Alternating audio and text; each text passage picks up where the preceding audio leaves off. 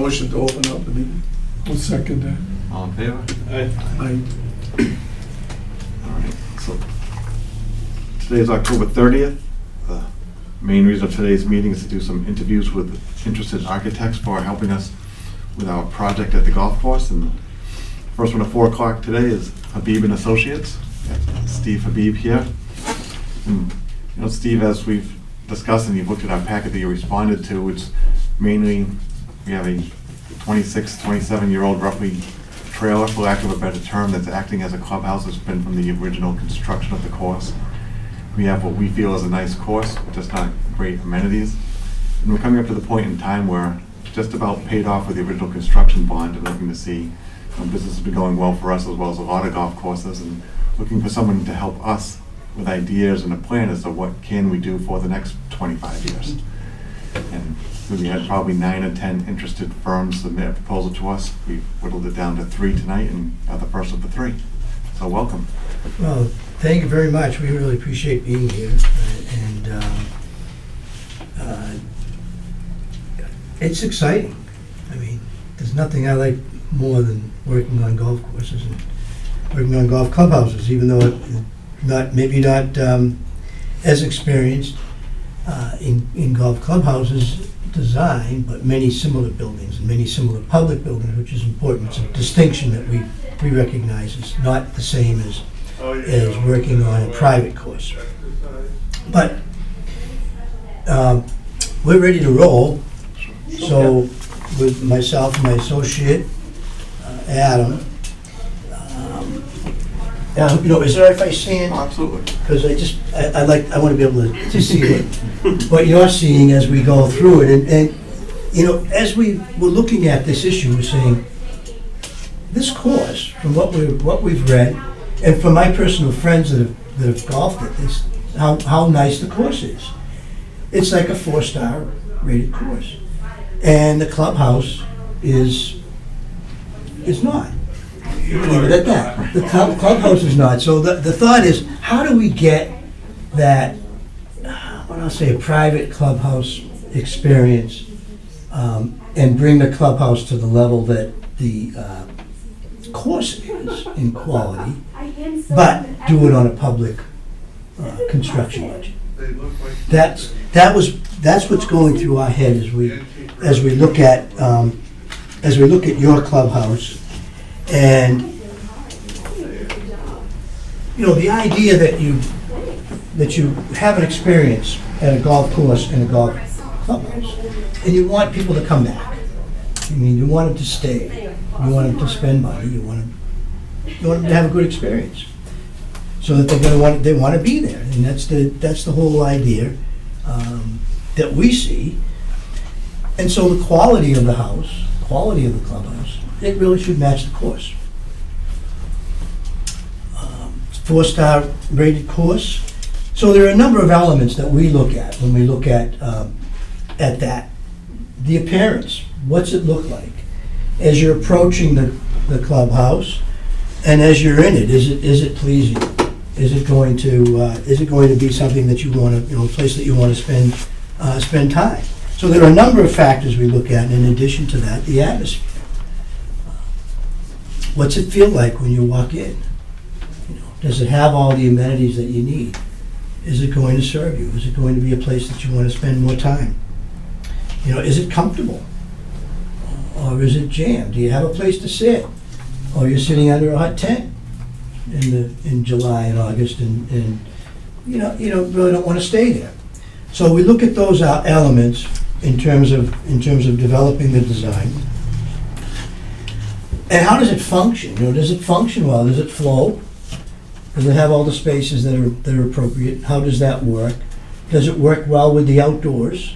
You have a nice deck on the back, but it's pretty limited in size. But what's the function? Does it do everything it needs to do? So, and then finally, how does it work budgetarily? Can you get the amenities you want with the budget that you want, with the placement that you want? And that takes really sensible, practical design solutions. and knowing how the public sector works in terms of public bidding and public construction, because it's very different from private construction. And it needs to meet the budget.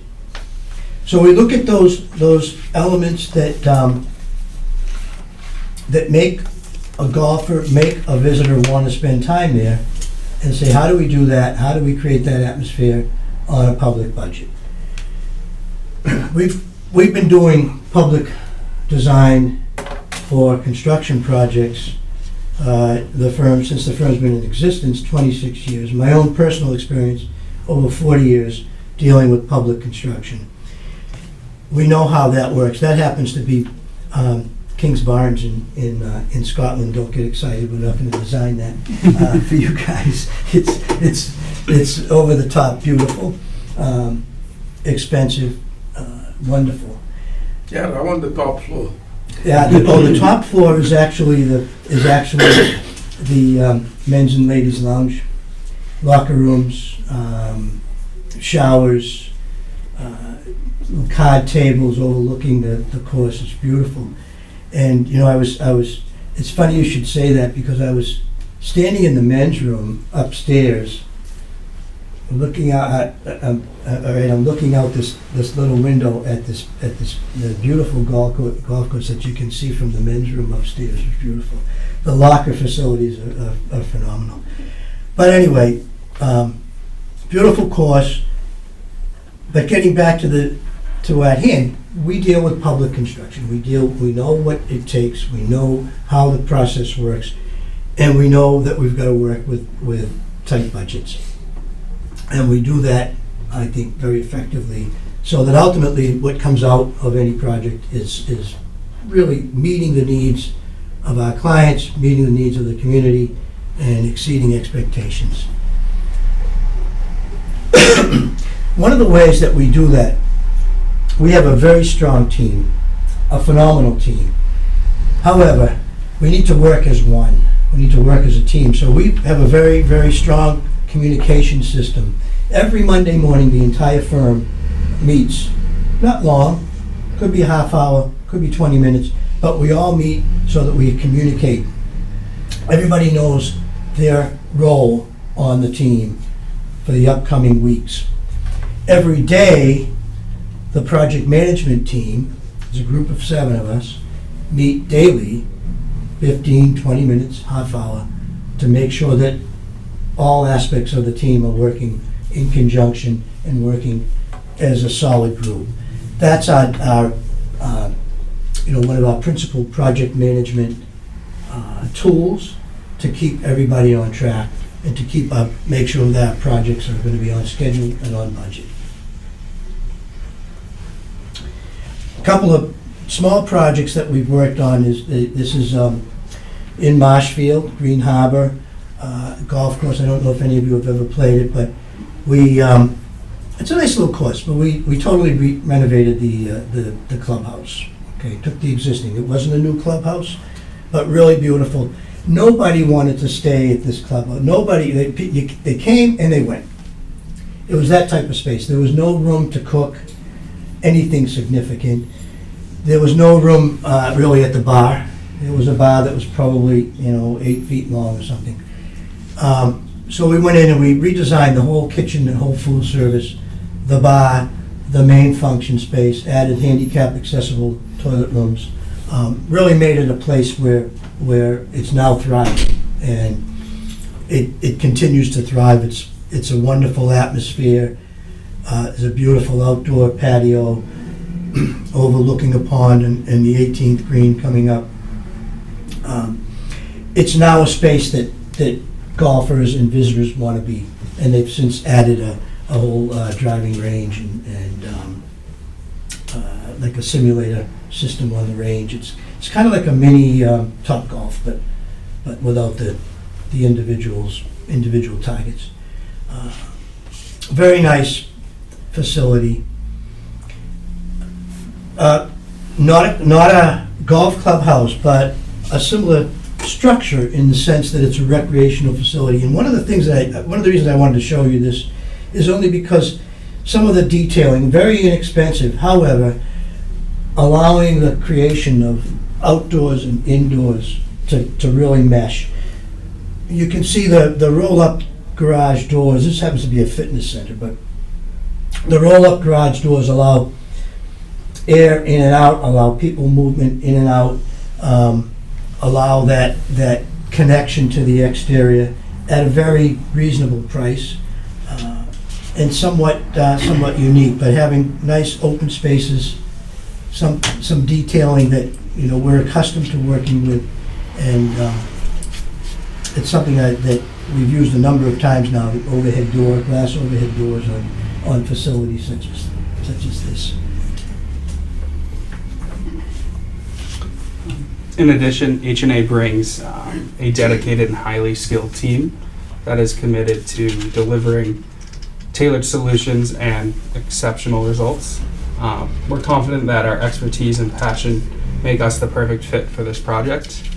This is just a photo of us at our summer outing at a mini golf course. We had a lot of fun doing that.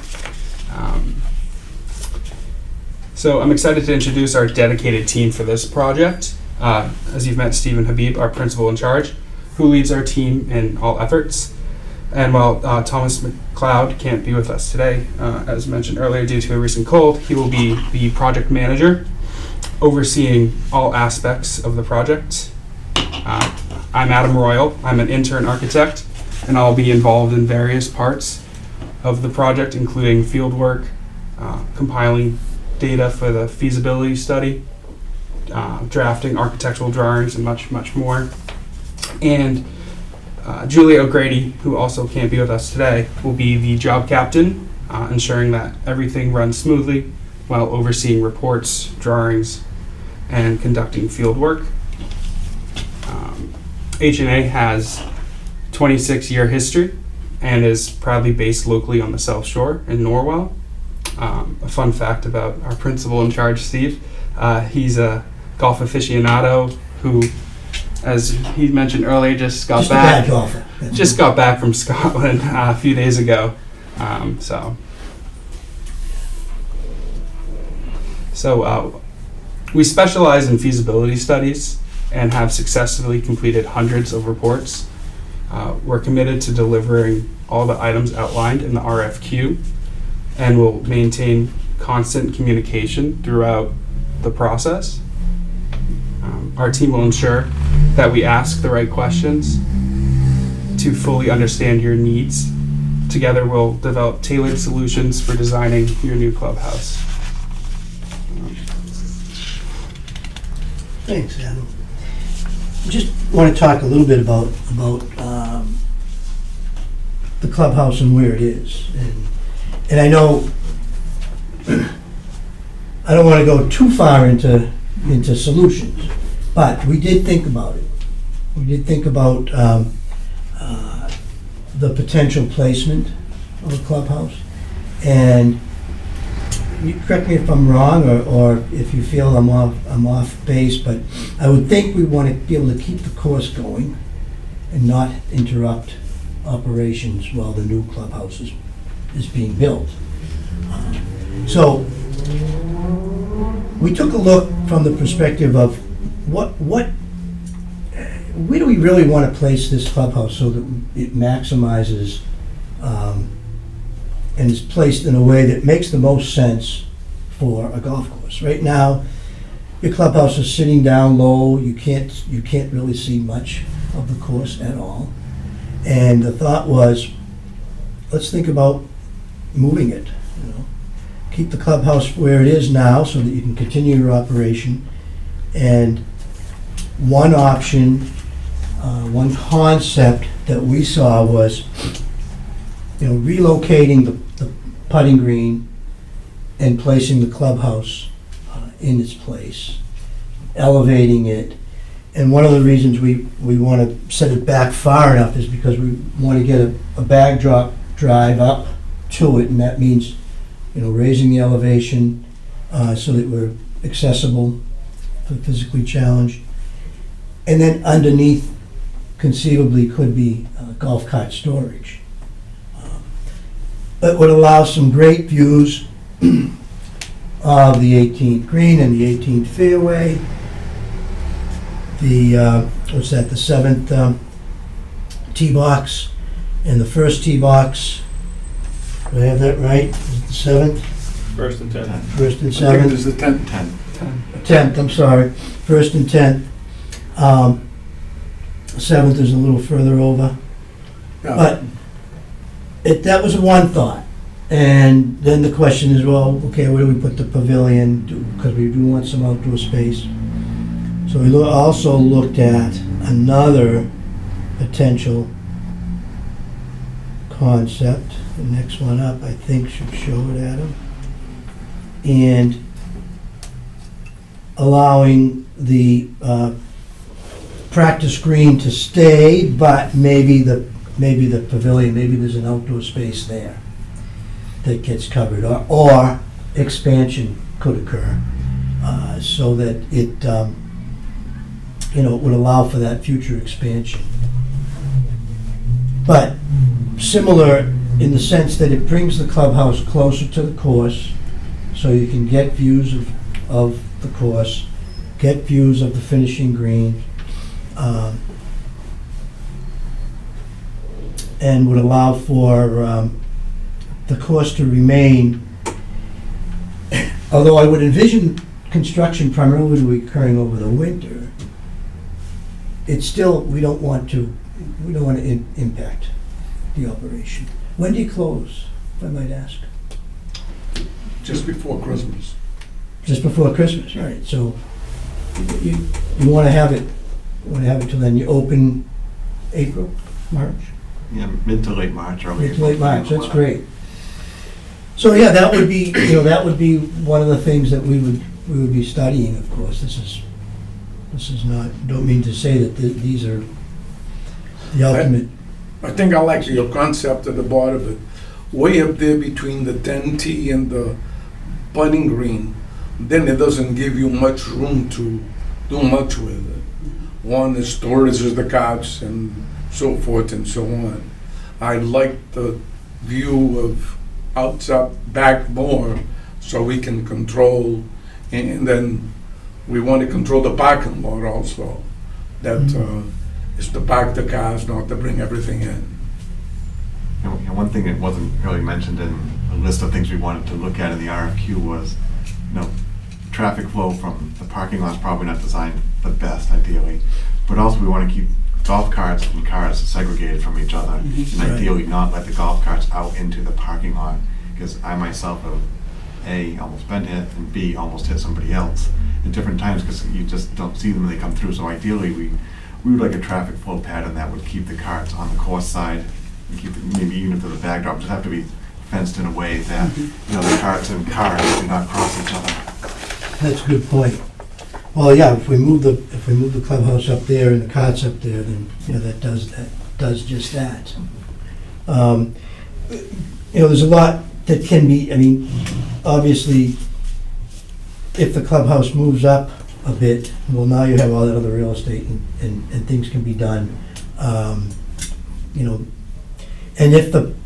if you want to relocate the putting green down below, you could. There are a lot of options that we would be studying.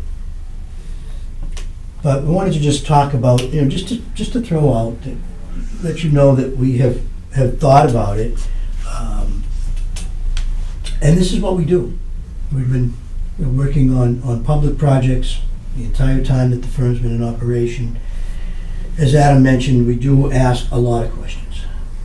You might get tired of us asking questions, but we want to make sure that we get everything out, that we fully understand what it is you want to accomplish, and that as we're working through the different study aspects, we understand you, you understand us, that it's a good fit, the communication is there. That, to us, is how we result in really good solutions and good designs.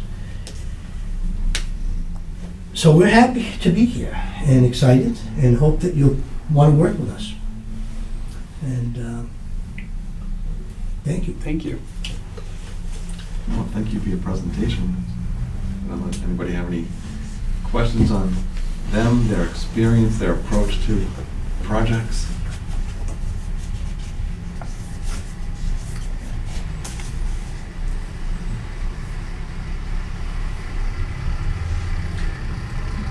But let me ask a few questions if I Sure. might, if that's okay. I mean,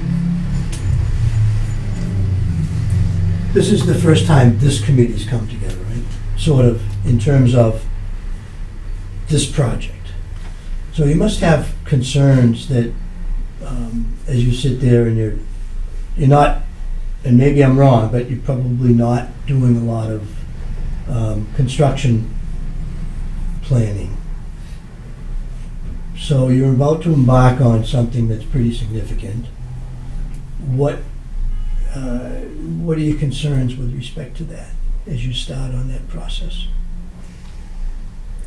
I think you alluded to it a little bit. One thing obviously is the budget, and I will admit, I don't think we ourselves have decided on what we think that should be, only because I don't think we know collectively what it would cost to get option A versus B versus C. And to me, I think primarily that would be, the size. I'm personally, just speaking for me, I'm interested in something that we're going to use 90% of the time and not 1% of the time. Right. But also have the capability of, as you would know, if you have a full tournament, it's 144 people plus your workers, call it 175 people. Maybe not 175 people all inside in a big room that you're going to use a dozen times a year, but potentially a design that will accommodate that, though. So when 175 people do want to gather, whether it's inside that transmits out to outside on a deck or a pavilion or whatever. So I think, we just don't know. And then again, the scope of what does option A, B, and C potentially cost in today's market, knowing that it's public construction. Right. Because we haven't done construction. The town has had construction projects, but nothing real brand new in a while. Maybe the police station's the newest thing we've done. And then, so I think it's getting an understanding of the balance between what could be affordable versus what we can get out of it in the everyday use for our customers. And one thing was one of your first slides. What's a product that'll make them want to come back after they're here? Or stay when they're done, instead of going down the street to have lunch somewhere else, or have lunch with us. Exactly, yeah, that's the thing. So, yeah, we would, that makes a lot of sense, David, and we don't know yet either what the option A, B, C, D is gonna be till we sit down and really work through the program and with you and then see. But it's a shame that you can't really accommodate a real tournament now, at least not well. What do? Do you bring in a caterer, or how do you handle that? Yeah, it's catered now. Caterer. Under the big tent. How many do you hold a year? Do you know? I didn't hear that question. How many like full Full tournaments do tournaments we a year. have a year? Probably at Well, least it's quite a few. Danny probably a dozen or so? Yeah, at least a dozen, at least a dozen. Yeah, it's just dozen full ones and then. Yeah, a whole bunch of Most them smaller are full. ones. Right. But from what I understand, it doesn't, it's a cash positive, right? Yes. If I understand correctly. So to make it even more cash positive and balance things out, yeah, the ability to offer, a decent meal and have people be able to stay and enjoy themselves and come back. And the business side of the building, it has to be something that's self-sustaining. I mean, if we're investing X dollars and it's, costs you X per year to operate it, we need to make sure that, we think it's going to draw the amount of business it's going to pay for itself. Right. Right, so again, getting back to the balance, I mean, we've all been to other golf courses that have these big, beautiful buildings, but, I'm throwing out a crazy number on purpose here, but if we build an $8 million clubhouse, we're never gonna get $8 million back here to Acushnet, right? So we need Right. to, and I'm saying that number on purpose, people at home don't, don't quote me on that. I'm saying that, but that's an example of something that we know we would not make back the money to justify an $8 million building. So Yeah. where does it fall on the other end? Is the usability, the functionality. And the town selectmen have wanted to create a secondary supplemental committee to ours of 5 people who are hopefully, well, they have to be residents, interested in golf, interested in construction or no construction, and get their mindset beyond just our group as well. You know, your customers, you live in town, but you also understand trades or the food business or whatever. Right. Just help us collectively, you know, come up with the solution for us. Well, we can, I would expect that a lot of communication has to occur, and we're happy to look at that, the financial model as well, and look at what the return would be based on the food service, based on greens fees, you know, and the extent of use, and do that financial analysis with you, so that as part of the study report, you'd see, okay, well, what can you really support? And what happens, is there, you know, I don't know whether you would be bonding this, or I would assume you'd have to, or unless you have it from free cash in the town. But what that... Yeah, we robbed the bank. Right, what the ramifications of that would be. You know, how many golfers do you need in the season, or, you know, how many tournaments, and... We have had also concurrently had a business plan review done by the National Golf Foundation. Oh, great. Just that the final report isn't being presented until November 19th. I was hoping to kind of almost had them first and then the architects, but the timing just wasn't working. But anyway, by November 19th, we will have the final published report from them. That's not very long from now, right? No, it's only a few weeks. So, Yeah. I mean, there's a lot of work that has to happen before we even get to looking at the financial elements, but anyway, what's your, if I remember correctly, you're thinking you want it to be functioning in '26, is that right?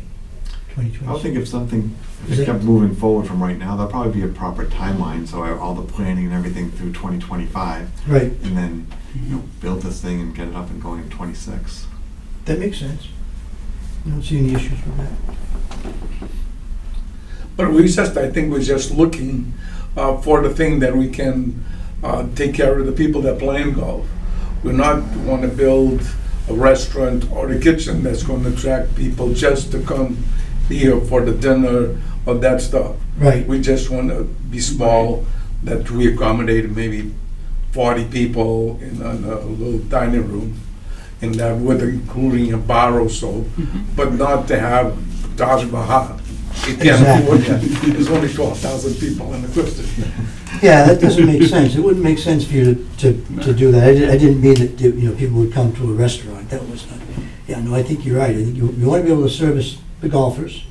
You want to be able to have someplace so that even when the caterers come in, they have someplace to work from, as opposed to, I don't know how you really do that now. Everything just trucked in, and probably challenging for them, but they're able to do it.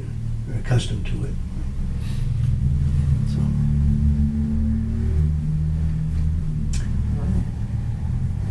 Does anybody else, Andrew, any other questions? No, I don't have any.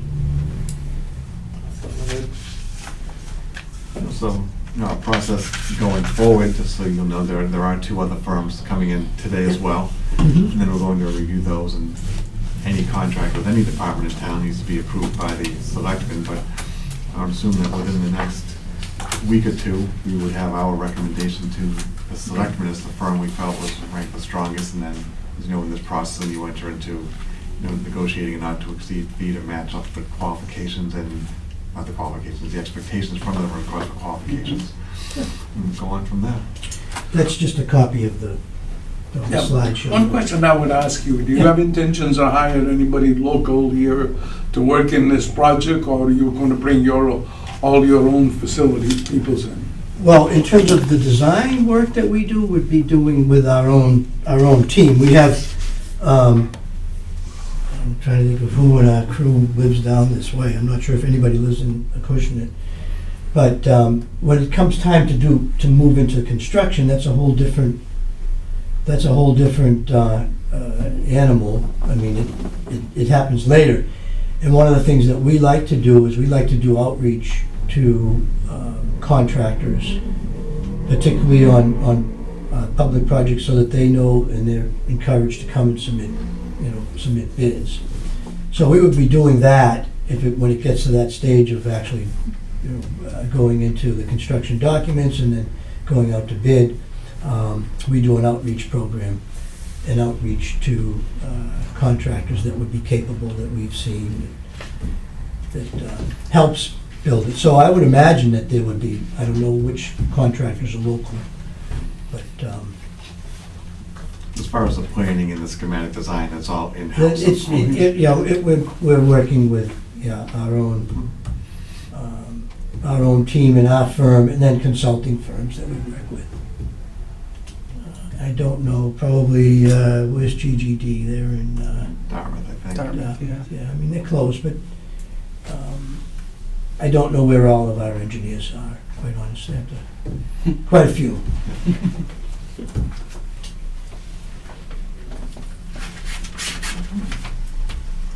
Any other questions? No? Well, thank you so much, You're welcome. Steve, for coming in. Thank you. So we expect a week or two? Yes, yeah, within 2 weeks we'll be in touch, that's for sure. I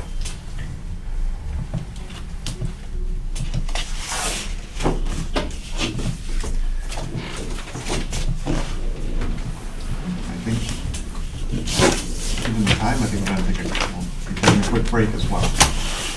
You have one coming in at 5?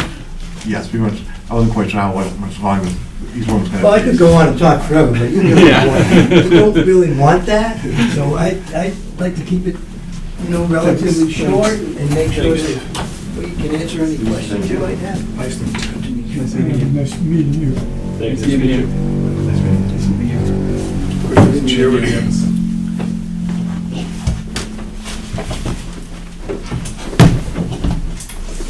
Thanks again. Have a good day.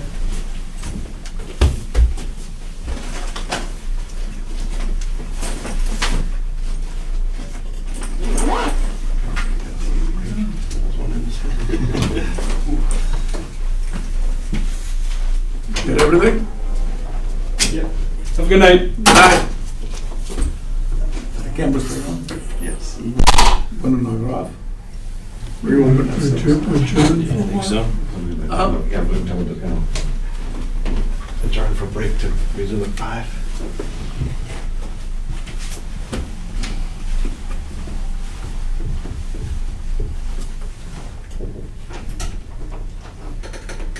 We're taking a break until 5 because there's nothing else for us to discuss. So just we just gonna kind of cut, or at least not much. Yeah, yes, we go out. I'll go out and declare recess until 5 p.m.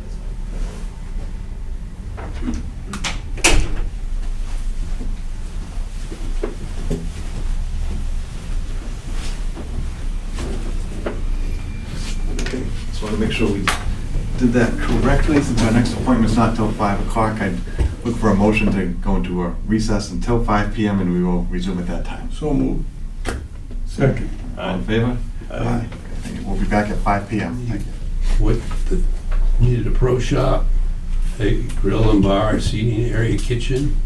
Our kitchen designer is Upland Architects. One of their big accounts is restaurants. So we put them on our team to help us with the restaurant aspect and the kitchen aspect of this project.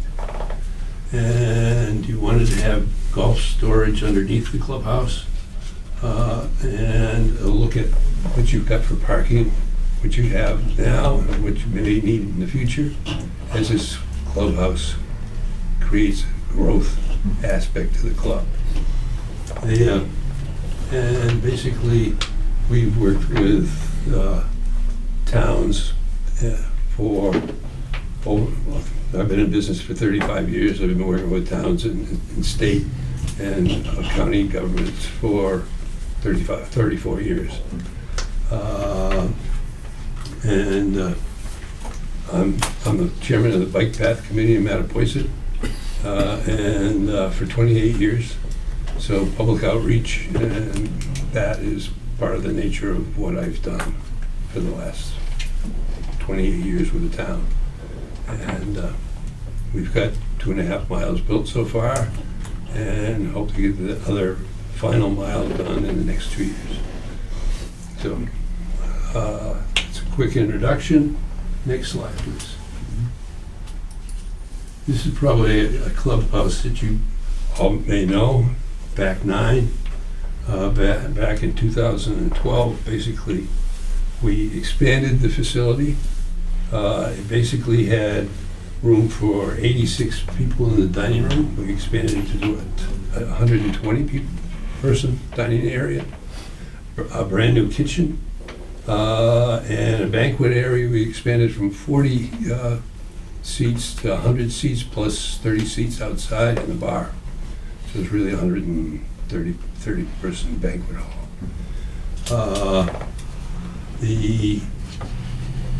So that project came out well, and it's basically the facility is about 6,600 square feet. If you put the same items in a one-story building with carts below, you'd end up with about a 10,000 square foot building. So it's just rough numbers, but that's if you want a banquet facility. I'm also on the board of advisors for the YMCA at Camp Massasoit, Shining Tides.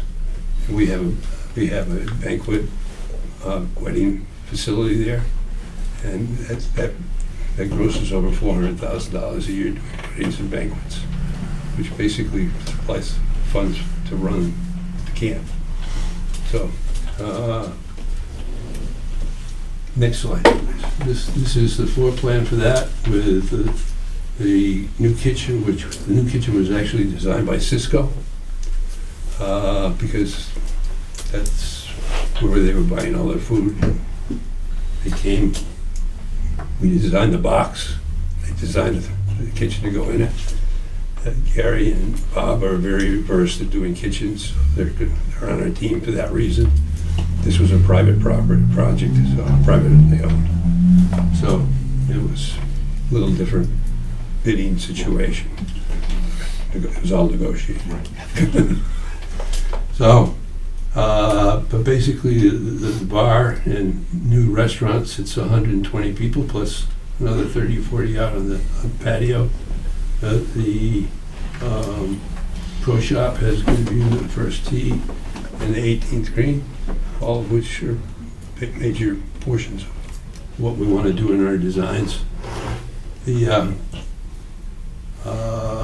down the lower level is a banquet hall, which is a 100-person dining hall plus bar plus outside seating, and all new restrooms, all handicapped accessible.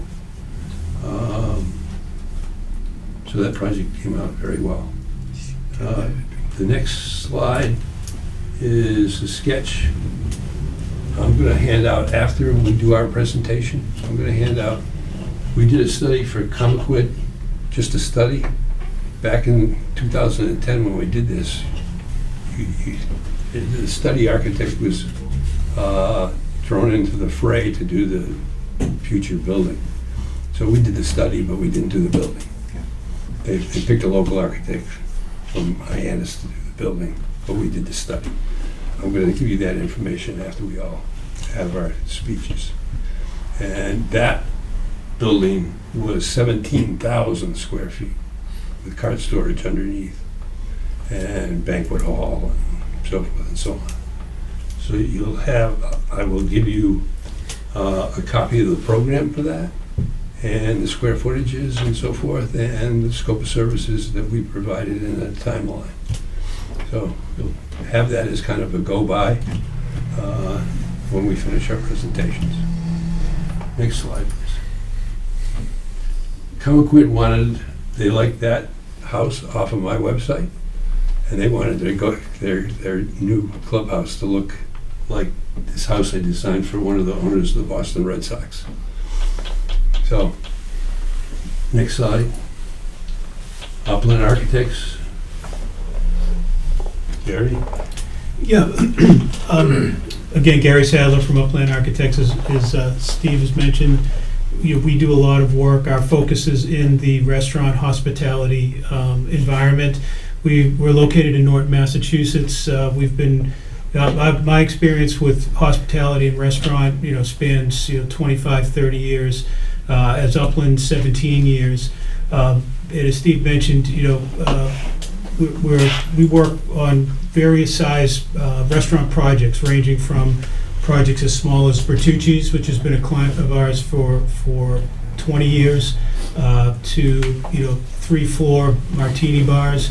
When it comes to kitchen design, we're either dealing with the ownership or a chef to try to understand what the menu's going to be, what their operational flow in the back of the kitchen might be. Some of these things may or may not apply to this project, but there is some thought and level of thinking that has to be given to the back of house, so to speak.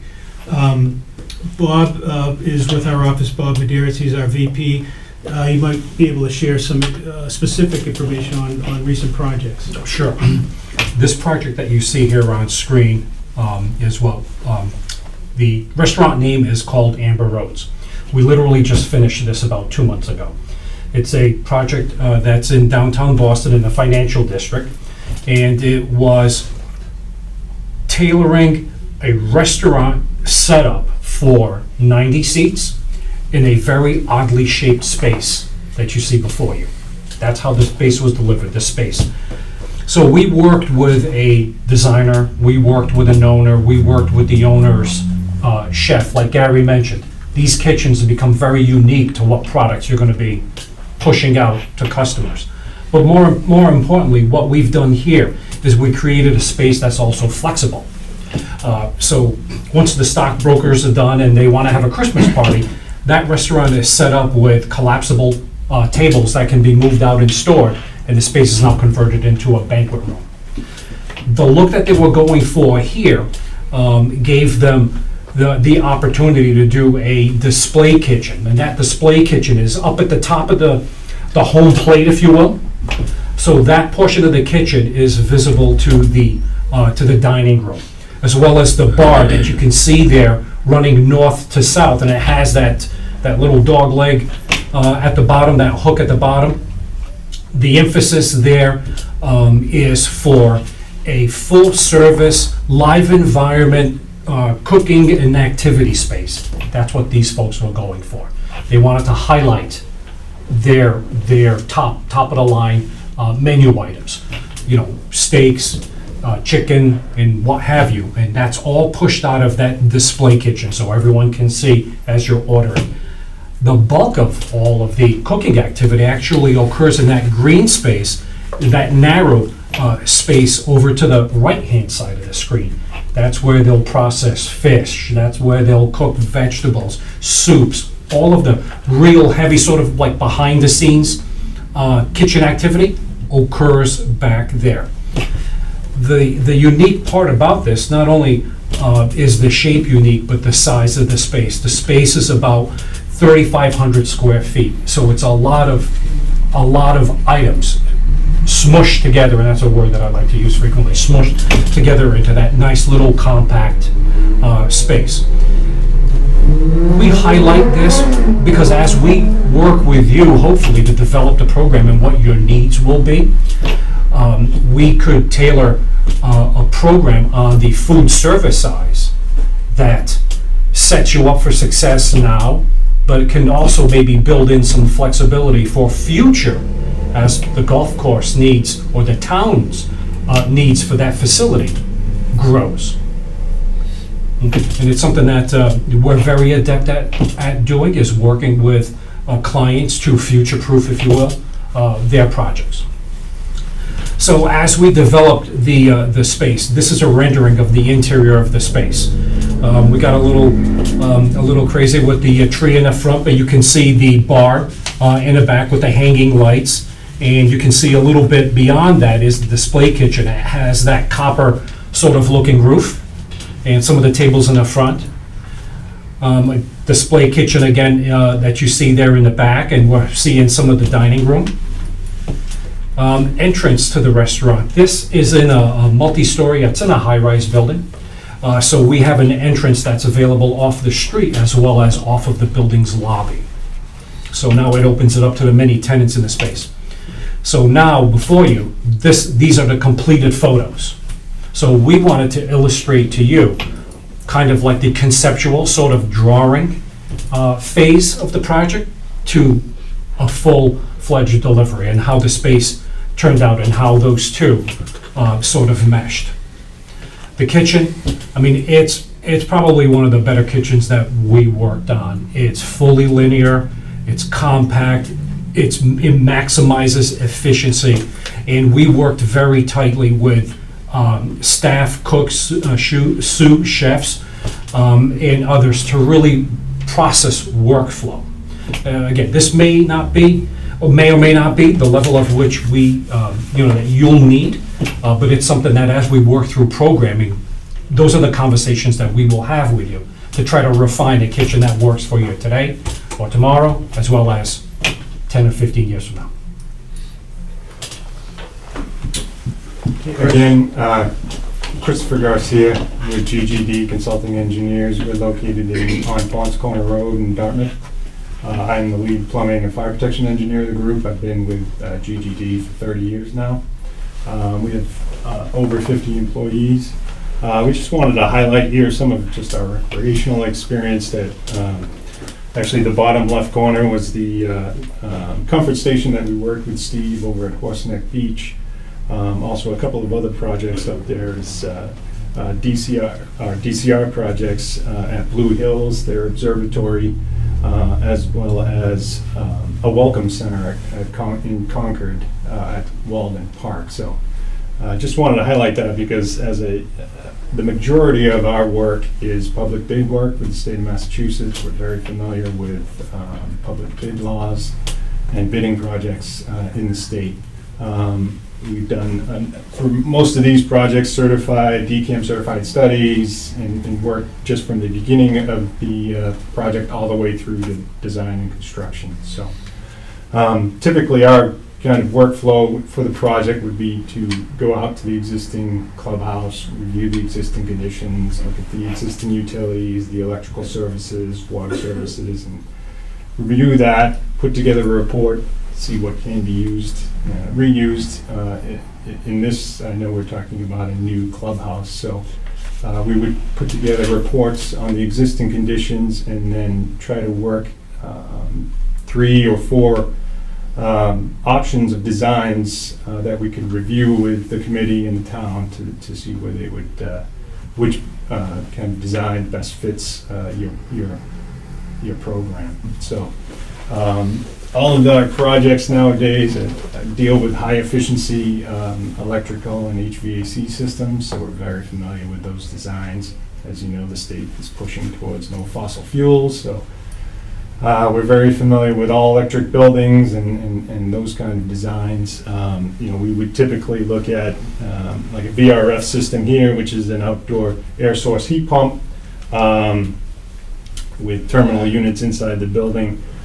We've also done several projects with geothermal, where we have closed loop geothermal and water-to-water heat pumps, as well as also using VRF systems with terminal units at different spaces. There's a lot of advantages to these systems. Obviously, there's no fossil fuels; they're all electric, as well as you can get heating and cooling out of these systems at the same time. So they turn out to be very efficient. So.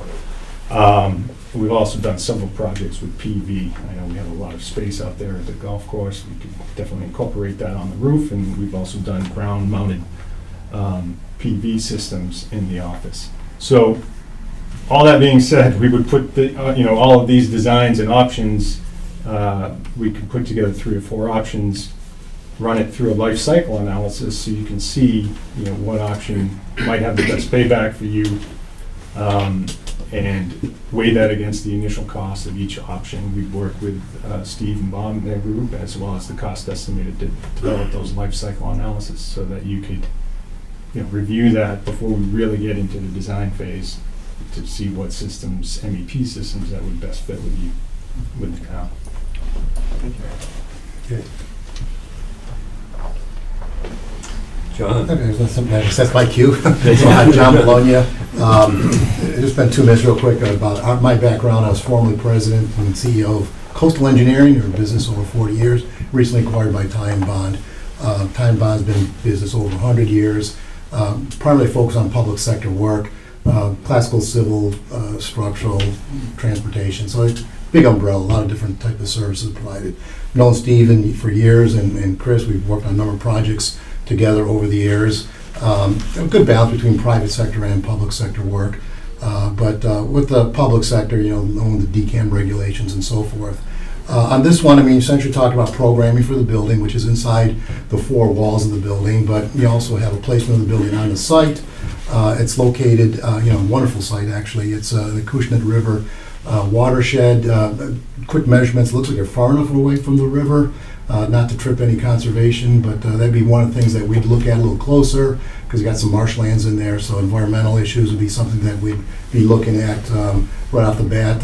Commonwealth of Massachusetts is really pushing resiliency, so they're looking at long-term flooding, considerations, stormwater management on sites, even if they're not, in the coastal resource area. Is a big concern with water quality, ecological issues, and so forth. A big push for low-impact development, treating stormwater in particular, and just with running again more of those ecological kind of considerations. So part of this program would be as part of the feasibility assessment would be, as Chris was saying, would be really just do a good existing conditions assessment. If there's existing survey available, we certainly would work off of that. Probably initially we'd be doing mostly like a GIS level of an assessment. Once you kind of get a little bit more into it, you'd probably want to do a field survey. Even if you got survey maps, you do want to update those things based on current conditions, because things change over years and so forth. And then once you really get into design, you really need to have hard numbers to know exactly where everything's located, invert elevations, and handicap accessibility. So all that's got to get all worked out. But at this level, it's kind of really more a higher level look at the project. You're really putting together programming. You're looking at space planning inside the building, and then on the outside of the building, how does that all fit together with various pieces? Stephen mentioned about the golf storage. So if that's kind of a component of something that gets looked at, how do you get access to it? Again, accessibility is a big concern. With the golf storage, we've done a number of these things, with the Eastward Ho. This one's up at the Waquasit, Cape Cod National. What else did you put up? I think Martha's Vineyard Golf Course is another one we did. We did just completed Eastward Ho in Chatham, and we did the pro shop there, the keeper's house. They did the golf maintenance facility. They had a garage facility where they do all the maintenance on the equipment, and there's a lot of considerations about the fertilizer storage and things like that. So there's a lot of environmental issues related to that. So understanding that dynamic, how to deal with drainage, and just on managing the the fertilizers and things like that kind of works into that. May or may not be part of this program, but it'd be something if we did to get into it to look at. I think the building as it's placed right now is actually pretty good logic to entrance into the facility of the circulation, but we'd look also at the parking circulation within the facility. If you're looking at upgrading parking, for instance, where the golf storage occurs, just what's the management of the operations itself, so it works efficiently. So there's other considerations relative to the site. And I think that's about it. Oh, you mentioned the PVs, the electrical vehicles. That's also a big thing that people are looking at for providing charging stations for the cars as well. So there's a lot of stuff to put into the meat grinder, and you see what comes out the other end. But I think again, part of the feasibility assessment is a smart place to start. Where you're doing the study, you're kind of putting everything all together, putting your wish list together. Literally, what's the programming, what works into it, what are you doing for the restaurant functions. I gave you another example for a captain's course in Brewster. They actually built a pavilion that they opened it up for community uses, and they do community they rent it out for weddings. They have chambers of commerce would rent the space out and so forth, and it's a nice little extra revenue generator for the town for anybody who wants to use those facilities. So those are all the kind of things I think that you can work into your programming, which is good to vet out, look at several different options. And then you do the cost analysis, and there's a lot of nip and tucking going back and forth. But the first place to start is really looking at the big picture, where the building is, what goes on inside the four walls of the buildings, then how does that sit on the site, and then any issues related to site development to coordinate again with the architectural and the MEP team. All right, Brian and Leverett Becknell, they're not here today, but they've been with me for 34 years. And they've done over 500 athletic facilities, cost estimating for. And they basically have 24 offices in North America, plus the one I'd like to work at down in the Caribbean. Basically, they did the cost estimating for Westboro Golf Clubhouse, Placasset Clubhouse, Shankatty Head Golf Course, and Sandwich Howells, along with another probably 40 other golf courses around the country. They are in every major city, have a cost estimating firm in every major city in the United States. We work with the Boston office for the last, 34 years. And their estimates are right on or dead on. The Hawes Pool project, they basically, it's a $1 million pool project, and basically their cost was halfway between the low bidder and the second bidder. So, and the low bidder missed some painting items, and we had to kick the painter off the job. So they really did have the right price. And they did the cost estimating on all the buildings, all the new buildings over at Horseneck Beach with us, and every one of them came in on time and on a budget. So so that's our presentation. Now we want to kind of open it up to questions from you, and then I'd like to follow up with that on basically when we did the Comaquid study. I've got a copy of project goals, program spaces, and scope of services that we were going to present, and meetings and so forth. So that's outlined in this. Then we have a program analysis of the spatial requirements. So I thought that might be helpful for you to look at in your leisure. And so it'd be helpful for putting together a program with us and getting this project moving forward. Any questions? What's a question other than the pictures and your work and on your website? Everything's beautiful work, and not that we don't want a beautiful product, but I just can't stress enough that as a municipal golf course, we're looking to service our clients with this facility. We're not looking to be a function hall and cater out to weddings and things like that. So I just want to make sure that that's understood on your side as well, that we need to understand our needs, we need to understand how you can help us get there, and just know from the start that we're looking primarily to service our customers who are here 90% of the time. And yes, we also have needs when there are 12, 15, 20 tournaments a year when we might have 150, 180 people there. Right. How can we accommodate them when we have those tournaments?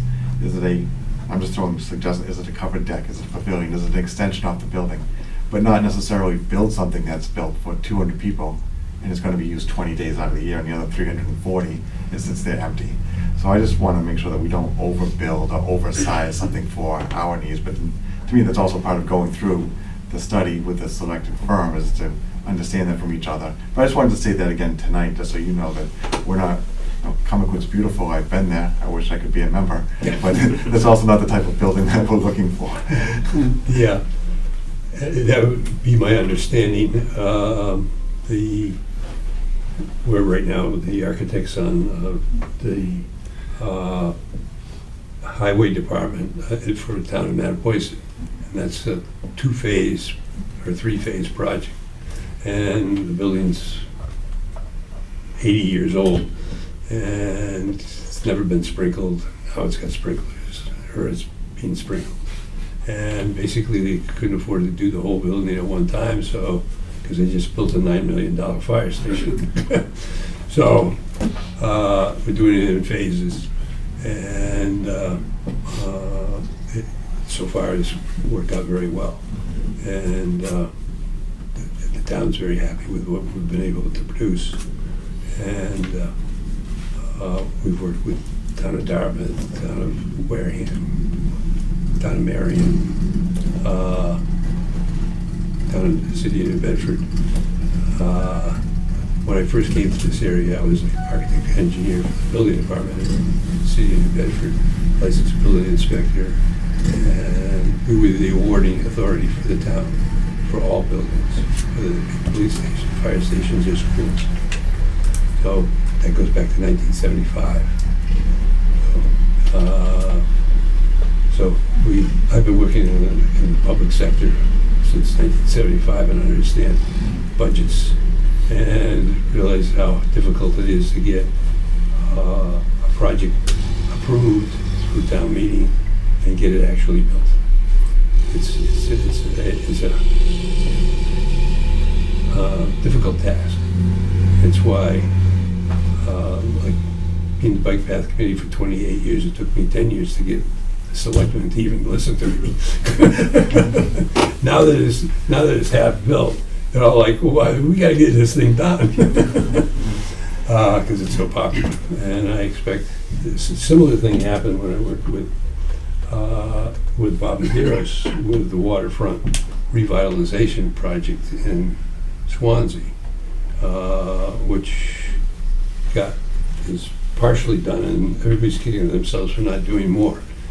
It came out so nice. And so we're used to this process, and yes, you don't want it to probably look like a house that I designed for one of the owners of the Boston Red Sox, but it should be as functional as the house I built for them, and not quite as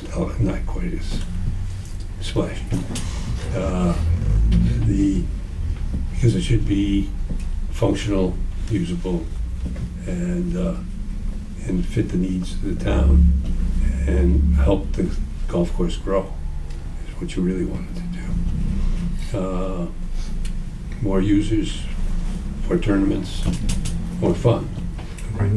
So, yeah, so that's what we like to do. We do have a film that we could show you if you'd like to see a presentation that we've done for the town of Swansea. Basically, the town of Swansea hired Stephen Keller Architects to redo the waterfront. And it was not just a waterfront revitalization, it was an urban renewal project, because the area, basically in 1850, was a train stop on the train from East Providence to Fall River, and that was the nearest beach you could take a train to. So they built all these little teeny houses, cottages, and it became the worst area in the town of Swansea. Not the worst. And when we did the revitalization project, people started buying up these little cottages and building really nice homes. It's really transformed the entire area.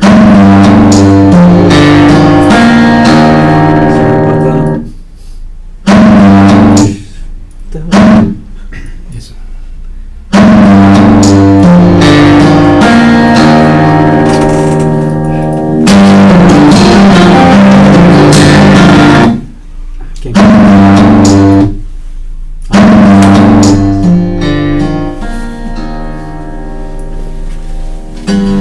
This is similar to the presentation we'll do for the town, for this clubhouse, for the town, to put on the website, and also to bring to town meeting.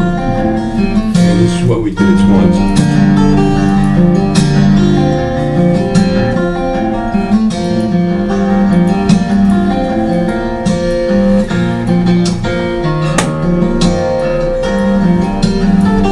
And this was done, and the venue was to make it look like an old train station, because that's what it was 150 years ago.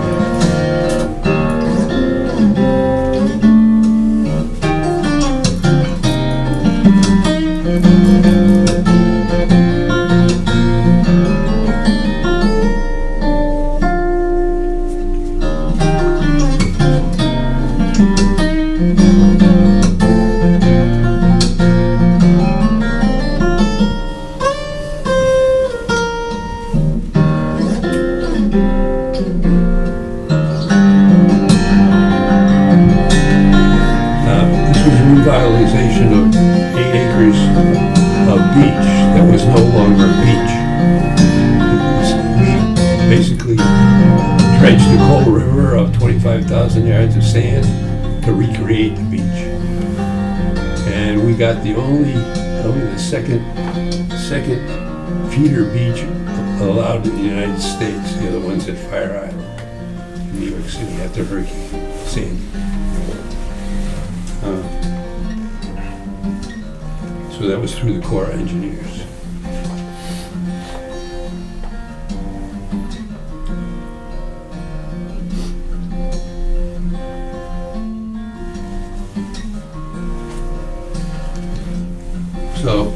So to sell that project, we took this film and we put it on the town's website.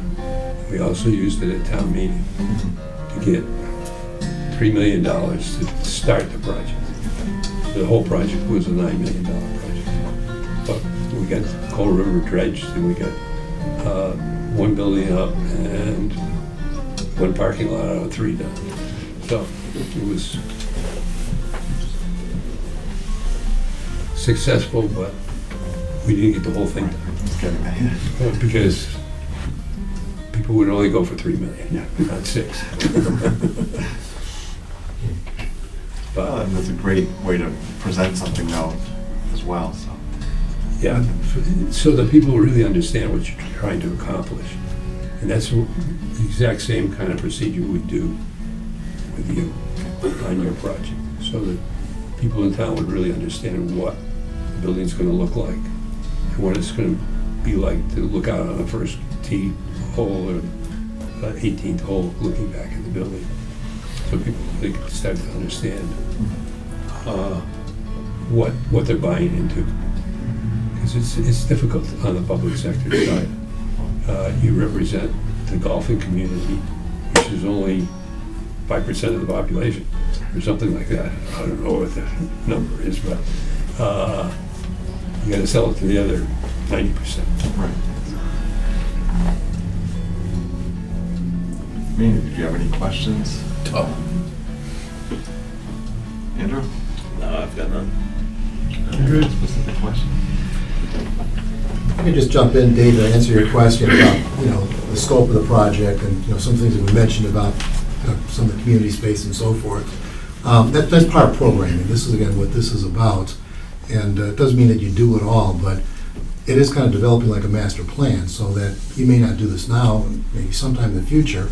You don't want to paint yourself in the box. Now, it's a good-sized lot, so you have room to do things, but with future planning, for instance, if there was a desire to do something, perhaps like a pavilion that's relatively inexpensive, open-air kind of structure and so forth, that, would be available to do that. But it becomes part of the program as you look at what are the ideas, and really, it's just, what I would suggest, and I've been on building committees on both, same side of the seat that you're, on the table that you're sitting there, evaluating what to do with putting a building program together. And a lot of that is just a lot of brainstorming, getting the ideas out there.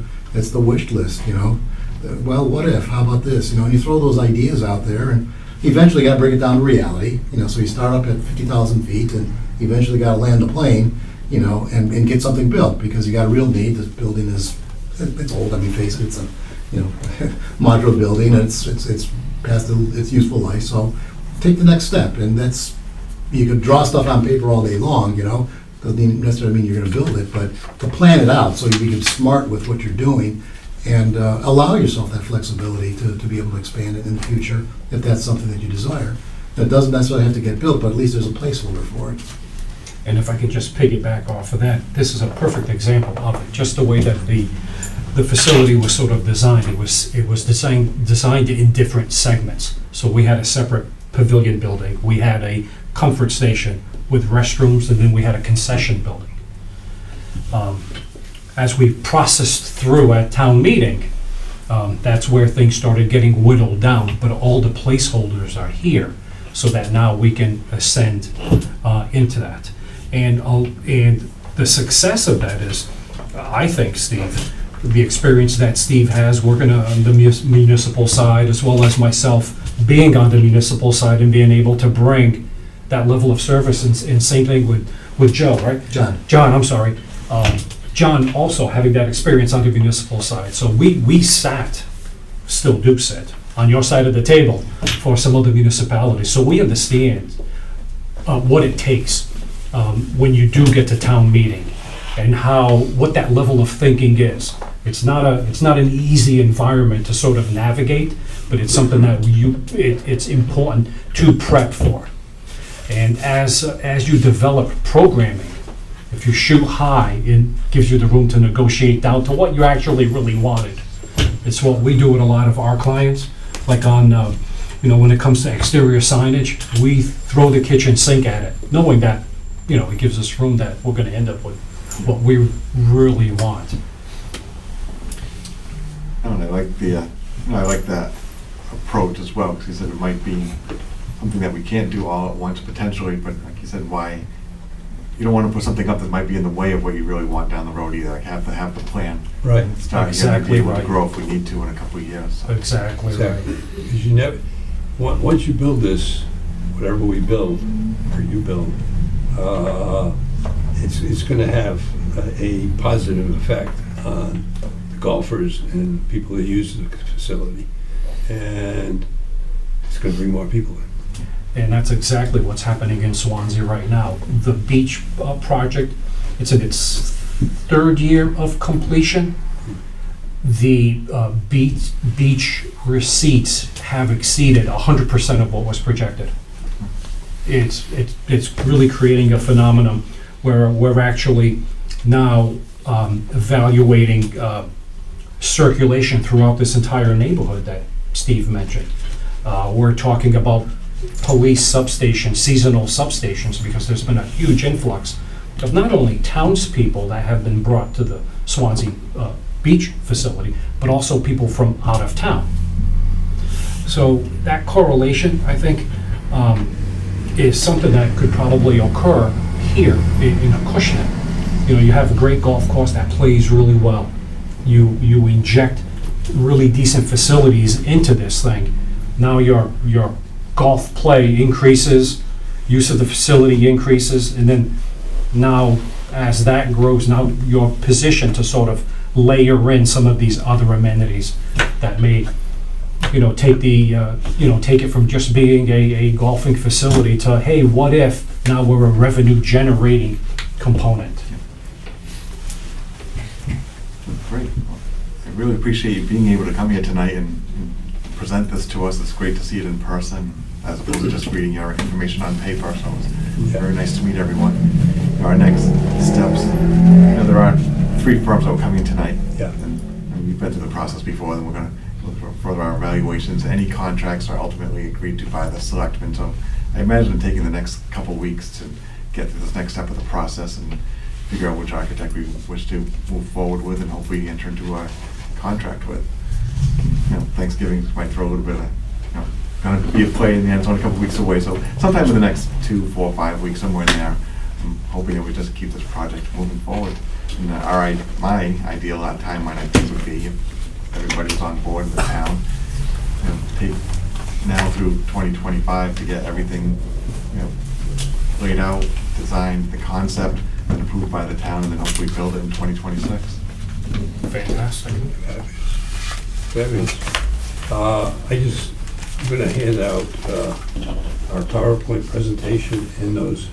This is kind of just a go-by that basically we developed for Comaquid, which is 17,000 square feet, and you're not going to build 17,000 square feet, but at least it gives you what their project goals were, what the scope of services was, and so forth. And it's kind of a cheat sheet.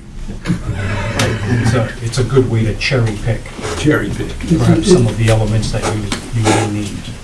It's a good thing. It's a much bigger project than yours, but like I said, you can cherry pick some of the things off of it.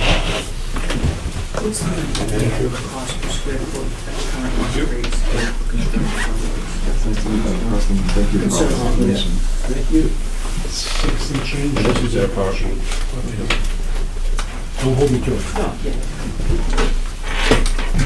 Steve, Excuse me. Very nice to meet you. Plug that. Good to meet you, sir. Nice to meet you. Nice to meet you. Yes, indeed. Thank you very much. Nice to meet you as well. Nice meeting you. Thank you. Nice to meet you. I was a kid on your table, on your side of the table. I work with you now. My real job, I'm the assistant I saw superintendent. you. Why, right? Yes, Yeah, I really okay, did. so, I think I met you yeah, once we've quite a been while ago. generated, Both of our sewage injector pumps just failed. Oh, I don't know who designed that. no, I'm not sure. I think we can take a look. We were a kid on the municipal side, 11 years on the planning board, 2 years of Board of Health, and 1 round as a selectman, so I do first municipal government. Pull the pitchforks out every once in a while. Yeah, now this time, yeah, for sure. Thank you, gentlemen. It's really kind of bizarre. We do the bridge.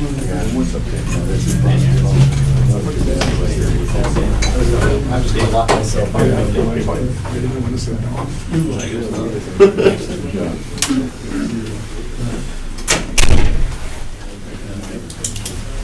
Do a little recess again. All right, so I think being 5:47 and our next appointment's at 6, we'll go into recess for now until 6 PM. Thank you. Call the meeting back to order. We have in front of us Catalyst Architecture and Interiors. Let's do a quick introduction up here. First, I'm David Flynn. I know we've gone back and forth over email, and this is Manny Goulart, Andrew Corrigan, and Ed Isaac, all of the golf committee. Well, thank you for being here tonight. Great. Thank you for having me. I'm Kurt Raber, and I am a partner or principal architect at Catalyst Architecture and Interiors. And our offices are in Yarmouthport. And we're very excited about this project. I visited the site just after the RFP was launched, and Dana was kind enough to give me a little tour around the facilities. So I got to learn a little bit about what you have there now, and a little peek at sort of what would be desirable, which was super informative. We responded to the RFP, and we've kind of built, we'll have with us, if chosen, a team of great engineers and architects to help do the clubhouse replacement study. Our experience at, let's see, a little bit about our team. I would be sort of the principal in charge of the project. My associate, Yanni Maharis, who could not be here tonight, he was filling in for another one of our senior PMs who's fallen ill, recovering from COVID. And Saeed Khalil, who would be doing our technical documents generation. We decided to team with Tim Garish, Gardner and Garish. Tim and I have threatened to work with each other many times. We've gone after a couple of projects that are yet to be funded in Yarmouth. And we recently, about a year and a half ago, went after a project in Hingham. But we've been talking to each other years about sort of helping with merge a site, the important aspects of the landscape architecture and the path and the flow of a golf course with the building of a golf course. And so as soon as this came out, I called Tim and I said, hey, what do you know about Acushnet? He's like, oh, I'm working there already. And I said, great. I said, would you be on my team? And he said he would. He was going to join me tonight, but he's in front of another golf committee in another town with an ongoing project. Although we won't probably do a lot of structural engineering in the early phase, I will have a friend, a consulting structural engineer, Brian Walsh, on the team to be of counsel and look at soils and look at kind of advising on what the structural systems might be if we come up with a schematic design for a building. And that will really strongly inform the cost estimating process. Mechanical engineers, Nick and Ed are great engineers. Consulting Engineering Services is doing a lot of work with us. They're out of Norwood. And Ed in particular has a passion for golf. If I had to have a golf team, he'd be my long drive component. cost estimator. We've done several golf projects with Pete Timothy at AM Fogarty, also out of the Hingham area. Tim's very familiar with, one, our design process and our documents and our specifications. At our recently constructed project in Nantucket, he was just a few percentage points off on his estimate, and that was about 6 months before we went to bid. And of course, things on Nantucket are a little bit hard to predict, just the island factor there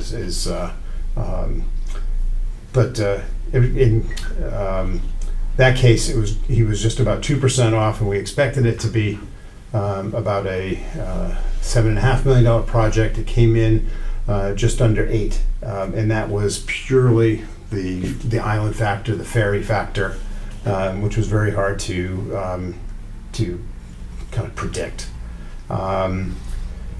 If you don't already have a good existing condition survey of the golf course at the clubhouse and the parking lot in particular, we would bring in Zach Basinski at Bracken Engineering. They're over in Bourne.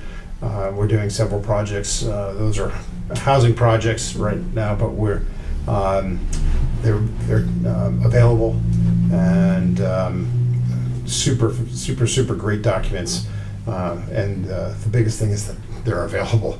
Lots and lots of civil engineering firms are just so straight out that they can't start a project right away. Catalyst loves working with golf courses. We just finished a study for Captains for their new turf maintenance facility, and that's going to be a renovation addition, a renovation of 2 buildings and a construction of a 3rd, actually. That is going to fall town meeting, I believe, to get some additional dollars for the next phase of design, and hopefully we'll carry on with that project.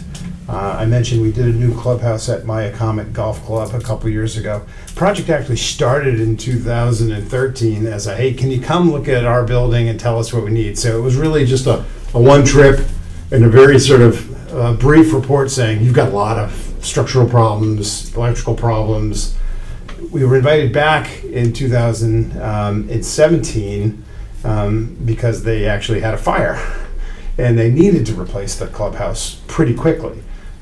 So we applied for the job again, were selected, and the concept that we came up with for the new project in 2015 was actually adopted.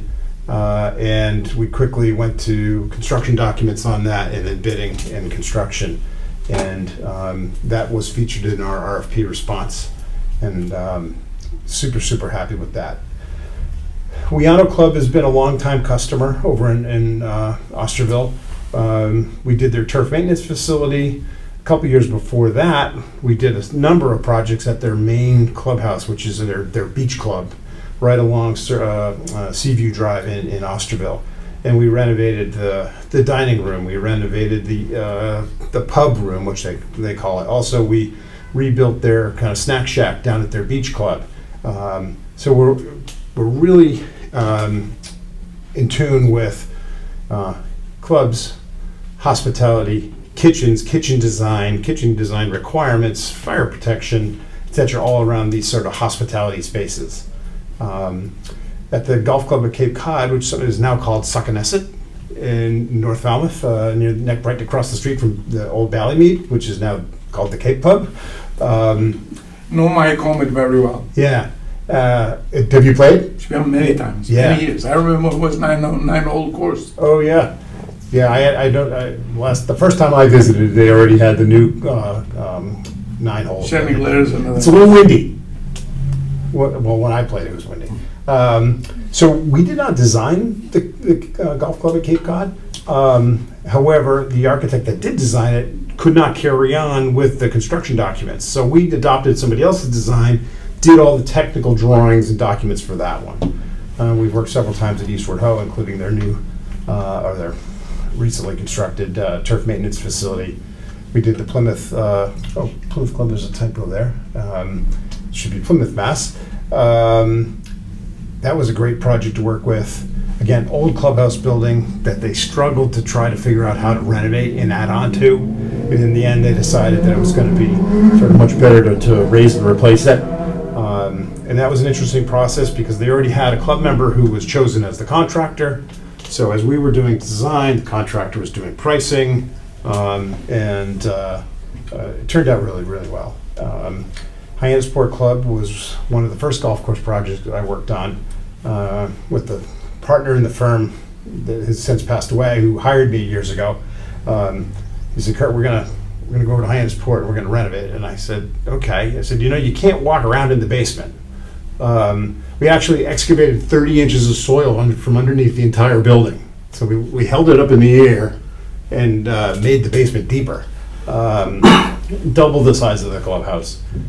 We also did their turf maintenance facility. So we love golf course work. I wish I was a better golfer. I'm trying. We all. I just wanted to, this next slide just kind of recaps sort of the benefits or the reasons why we think clients should engage with Catalyst and our team. We have a long history of working on these facilities, and we enjoy this work. We enjoy golf. We take pride in on being an open, transparent, accessible, agreeable, and we want to build what you want to build. We're not going to give you a design that you haven't asked for. So we're good communicators. We'll listen. We'll hear what you're after. We'll give you a design that sort of answers your questions, responds to your budget, probably most importantly. That there's going to be a finite amount of money that becomes available for this project. And at some point soon, we'll want to identify that and sort of work backwards from there, especially in the municipal public construction realm. Chapter 149 bidding, we know that there's a little premium in that market, and we'll kind of focus on that, but also on great design. Our desire is to help the right project move forward, and when we say that, we want to make sure that it's the project that the town needs, that the golf course needs, but it meets your goals. And again, that's really for physical and financial. And then we think we have a great ability to help the golf committee champion the project. Oftentimes we do these studies and then they end. Sometimes they take a little while to go through the process of appropriation of funds. But we want to be a partner with the golf committee right through that process.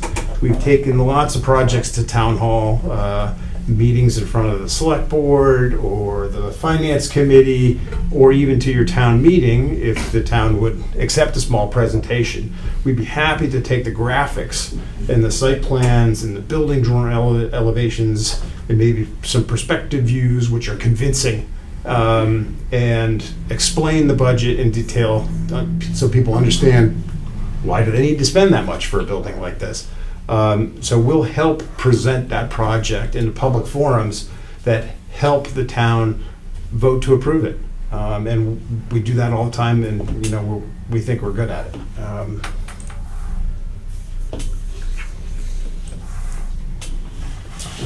So if we're selected, we would get started right away. Number one would be to set those project goals and the parameters. Like I said before, decide on a timeline and a budget maximum, cap for this project. Work backwards by reserving a contingency. Work backwards by looking at, how far away do we think really construction is? We would hold back a second contingency for escalation. And by escalation, I mean, if we designed a project in 2024 and you said to us, hey, by the time we get to a Springtown meeting in, April 26, then we're going to get dollars on July 1st, 2026, and that's like the earliest we could build something. We would kind of help you build in a contingency for what the market might escalate. And on average, I've asked several different people in the last couple of days what escalation has been in the last year. And it's just about 4%, or just under 1% of increase in the marketplace per quarter. So every 3 months, everything is ticking up 1%. So that's really important that we sort of take the budget, back out a contingency, back out escalation, do a timeline which gives the committee enough time to design the right project, permit it, or get it appropriated, then permit it, of course, as part of the study, we would help you understand what all the excuse me, all the aspects of the next part of the project would be, and that would be sort of after the study, right through appropriation, right through the final date of construction and occupancy and move-in. And then number two, we'd identify the deficiencies that are at the golf course now and list all those things. And really, you've been in a temporary building now for so many years. We know it's too small, but it's really here we'd be deciding what you need, what's appropriate, and what's appropriate for maximum occupancy for like a big tournament where you might have a field of 144 golfers. And that's sort of the designing the church for Easter Sunday, right? Do you build a building that meets that need, or do you build a building that almost meets that need and also meets your budget? So we'll be weighing those options. We could look at phased construction if we have to. Also, the carts, as someone mentioned earlier, the carts are outdoors. It would be great to get the carts in the basement of this new clubhouse building, bring in enough power for to charge an electric fleet of golf carts, and I presume you lease them, so that's the way of the world. The building itself will probably be an all-electric building, given the changes that are coming in the building code. So number three, we want to seize on the opportunities. This is a great site. We worked on so many projects, and my comment included, where there was absolutely hundreds of acres in the golf course, but no land to build the new building. So how we had to really shoehorn it in within inches of the existing building. And here you've got the space behind the existing clubhouse and maybe even beyond the tent area in the practice green. If we could use this area to build a new building, the existing clubhouse could stay open. And so the golf course would stay open and running, functioning during the whole construction process. We want to design a clubhouse that sort of faces the golf course, engages people in the clubhouse, in the golf course, so that you could see the green of 18 or other holes as they approach, and maybe that's some pruning and creating some visibility. Like I said before, we want to work with Tim to really understand the flow of golfers around the golf course and around the clubhouse, and stopping at the turn to use the restroom or get a snack, to use the facilities that you created, creating revenue for the club.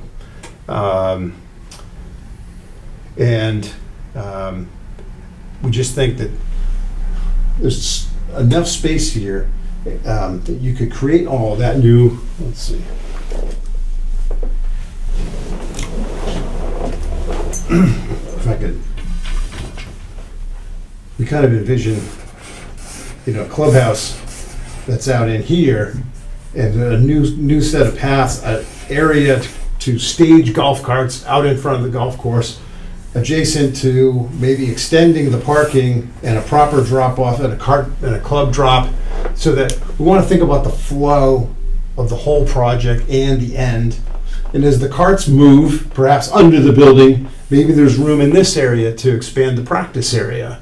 So I think the study can be not just about the building, but I think it can be about the parking, the paths, the practice area, and by stacking some of the program, the carts and the clubhouse, perhaps even elevating offices and a conference room to the second floor that aren't really used that much. But it would be ideal if we had a clubhouse with a bar and a lounge, and perhaps a wraparound deck where people could sit outside with lunch or a drink and watch a tournament finish. We just think there's endless amounts of opportunity on this project. I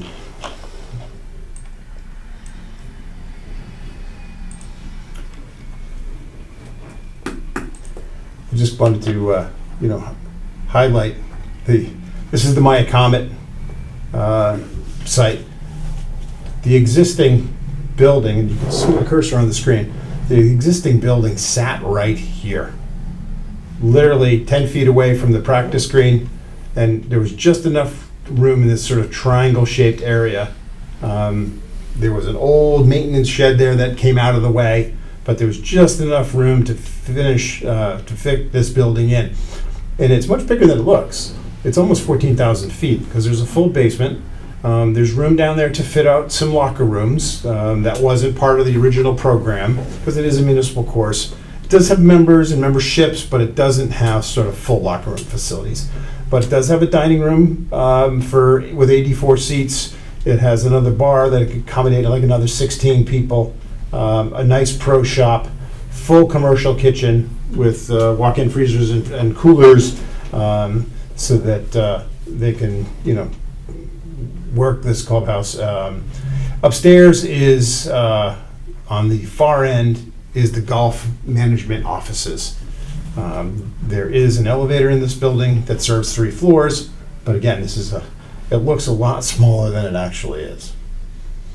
I remember when it was just a little shack with a little pro shop Yeah, many moons ago. and we went I out had, there. I had lunch there a couple of months ago. Okay. I played golf there with my wife a couple years ago from the old building, and then I took her back last summer to. Costa was in charge of there. Yep. Yeah, Al's a great guy. Inside the clubhouse, we ended up being able to use some light, bright space with a large vaulted ceiling that you could look out. The daylight in here is actually coming through these shed dormers and gable end windows. So there's a 2-story high space in the dining room. I think this look is appropriate for my comment. I envision sort of more of a lodge here at. I think the feeling of a lodge with some wood, maybe even sort of a post and beam type of structure. Would feel appropriate, sort of like an agricultural look to the building, would be really appropriate. And I brought along a couple other slides of hospitality projects that we worked on. This is the Wiano Beach Club, the Eastward Ho Maintenance Facility, the Hyannisport Clubhouse. And again, this was the building that had a little tiny pro shop with like a 7'2" ceiling. Couldn't swing a club, couldn't even try on a hat. And we excavated 30 inches of soil from underneath the whole clubhouse. And that was a great project. We ended up moving the pro shop actually out to a standalone building. Ironically, they had built an underground cart barn at Hyannisport years before. So we took 30 inches of soil off the bunker and built the pro shop on top of the old golf cart bunker. So it was sort of hidden underground, but we unearthed it and used it as a foundation for the new pro shop.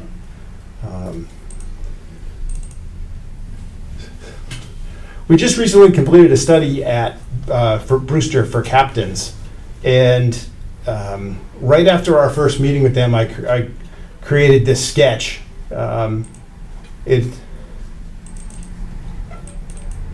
And that sketch grew into this report.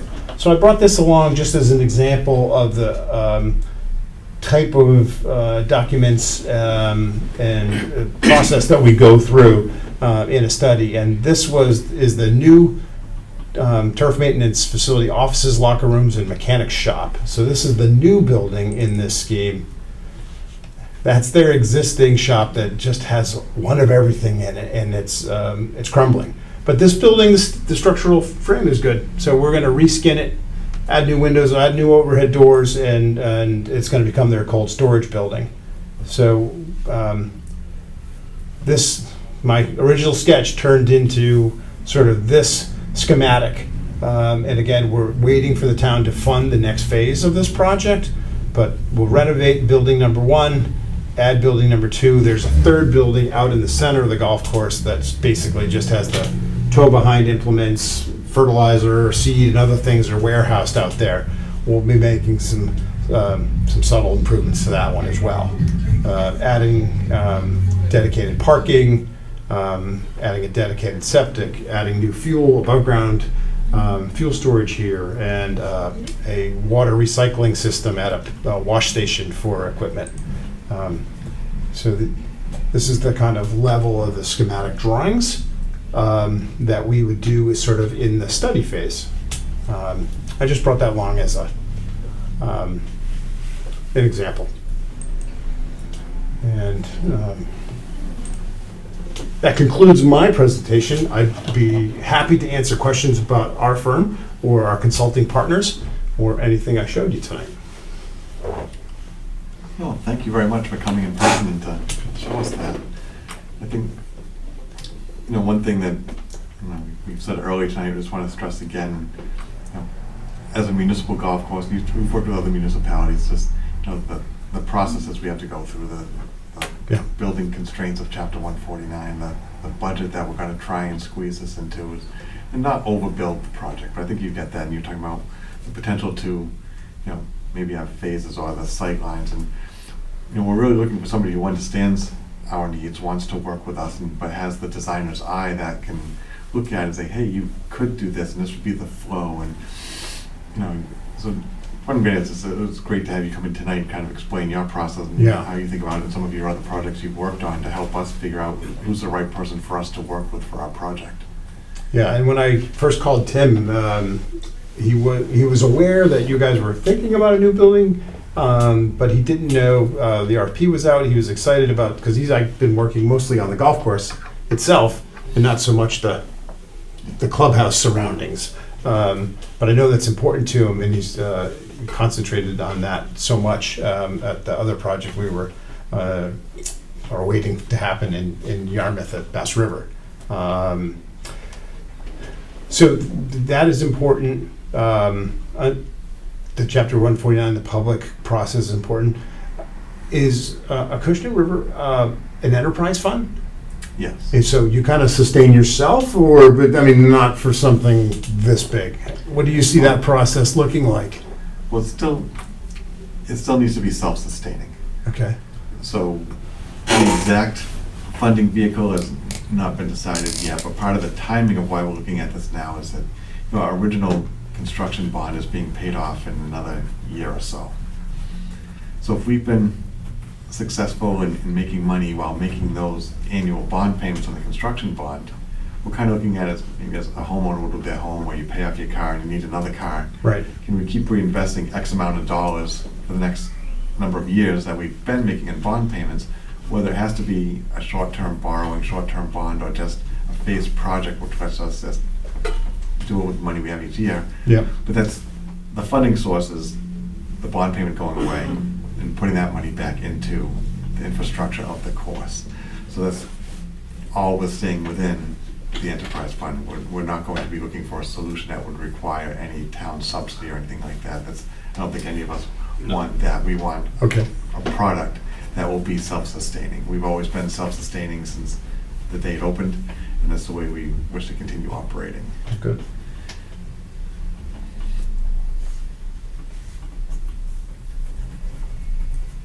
No, it would be our hope that the facility like this helps. We're plenty busy. Not that you don't want more business, but but maybe retain people. People come there and then they're going to stay and they're going to have lunch and dinner or whatever with us instead of going somewhere else. With some of the outings that we have, we offer a little bit better food offering for them if we have a little bit better facility, which then means you can charge a little bit more for it. So we want the facility to service our current clientele in a little bit better way. And then if it also draws in more business through referrals, or hey, we like it and they come back more often, well, that's great as well too. But we're not looking to build something to try and get into another business venture. No, we're not looking to become a banquet business or anything like that. Are tournaments a big part of the play, the business? They're pretty big. I mean, Dana's over there, we have quite a About few. 14% of the business. 14%.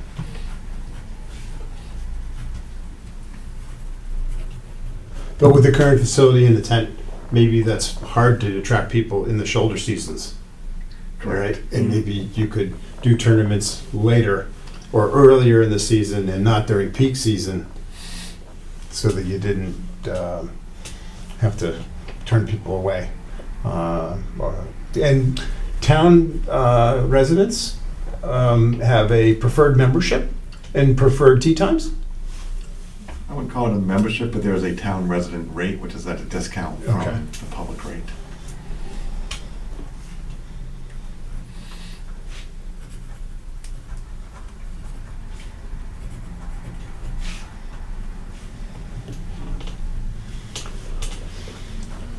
The one other thing that I'll add is that the once sort of we've done a study and it gets approved and it gets into the schematic design, we would check the estimate again. Then it would go to the sort of design development a little bit further into sort of like the 50% working drawing level. We would recommend getting an updated estimate, and if we're working with the same estimator, each time it's kind of like an update with a little bit more detail and a little bit more selection of materials or specifications of equipment, so he can dial in and sort of take some assumptions and make hard numbers out of those. And then we would finish the construction documents. And then on projects like this, we would beat the bushes and make sure that good contractors who we've worked with before are, sort of answering the ad and coming after this project. We've had good success in getting very strong contractors from the area and subcontractors, tradesmen, to bid on our projects. And we're proud of the completeness and the thoroughness of our drawings and our specifications, which lead to projects with few change orders, very low percentage of change orders, and oftentimes that's associated with a soil condition or some other thing that really couldn't be foreseen. Or sometimes along the way we just decide to change things, and the owner does, or the architect finds something, a better way of doing it. It may cost a little more, may cost less. We're always looking for opportunities to kind of sharpen our pencil and make the project better and less expensive. But we think that the study phase is the most important part, because it sets up the project, it sets up the timeline, it sets up the budget, and then the rest of it, you have to live with it. You have to meet those goals. And the sooner we can get to construction, the easier that is. But we know it's a couple, typically projects like this take a year to design and permit, maybe a little extra to find the funding. And then it might take 10 months to 12 months, maybe even a little longer, to build a project like this. So for Catalyst, we know it's easily a 3-year process. We're not going anywhere. We'll be here from start to finish. Great. Have any specific questions, maybe? No, I think it was very, very good. You explained it very well. I liked your kind of thinking, that you are looking at to a lower, rates, and look at the right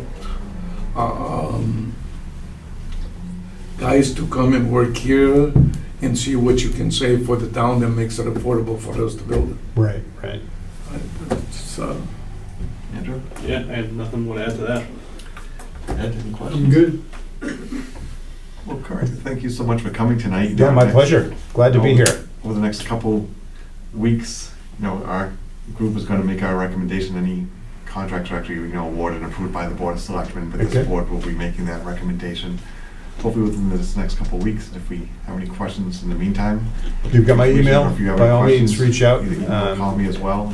And if anybody needs me to bounce back over to town to talk to somebody else, I'm happy to come back. Well, thank you very much. Appreciate it. All right, thank you. Thank you. thank you.